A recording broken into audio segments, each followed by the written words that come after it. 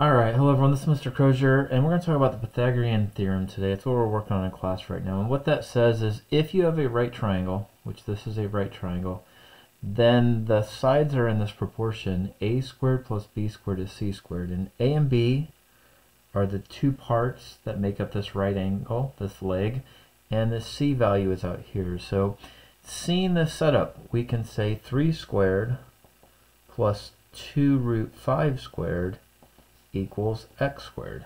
That's a relationship. Now all we have to do is solve it. 3 squared is 9. 2 root 5 squared, if I write that up here, let's see here, I have 2 times 2 is 4, root 5 times root 5 is 5, and that's 20. So this is 20 here, x squared, and 9 plus 29 is, or 9 plus 20 is 29 squared. The square root, x is equal to the square root of 29. Now let's just check something here. If I have my calculator and I take the square root of 29, that is about 5.38. I'll go ahead and round it to 5.39. This is 3, this is 5.39, and 2 times the square root of 5 is about 4.47.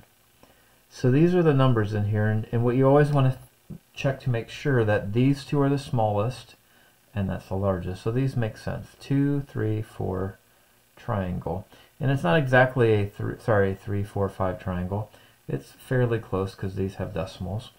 Alright, on this one, now we have the hypotenuse, but we're missing a leg. But we use the same formula. A squared plus b squared equals c squared. Alright, draw a line, do the math. X squared plus 16 squared, square root squared, those cancel out, I'm left with 40.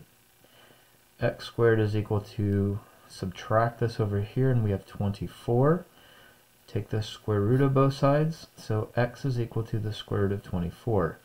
Now that's a good answer, but it can be simplified, because the square root of 24 is really the square root of 4 times the square root of 6. Because 4 times 6 makes 24.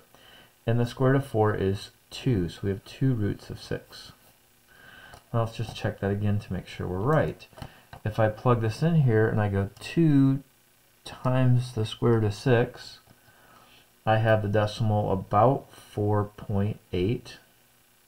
And if I do the square root of 24, I have the same exact decimal. So these mean the exact same thing. That's the simplest version. Alright, and the last type of problem you're going to run into is problem C. Is the triangle right, acute, or obtuse? We don't know if it's a right triangle, so we have to figure it out. Alright, so how do we figure it out? Well, we just use the Pythagorean Theorem. A squared plus b squared equals c squared. 3 squared is 9. Root 11 squared would be just 11. And here we have 2 squared is 4, and 3, so this is, let me go ahead and write it out here, 2 root 3 times 2 root 3, that's 2 times 2 is 4, root 3 times root 3 is 3, that's 12, so we have 20 equals 12. Well, that's not true. It is not a right triangle. So now the question is it acute or is it obtuse? And what this is saying right here is that the leg side is greater than the hypotenuse side. So that means something. When the legs are bigger than the hypotenuse, it means something. When they're equal, it's right. But when the legs are bigger than the hypotenuse, let me just draw you a picture of what that would look like. Here's my hypotenuse, and this would be a right angle, right? But the legs are larger than that, so the legs are way out here. And what kind of triangle does that make? Well, that makes an acute angle. So it's an acute.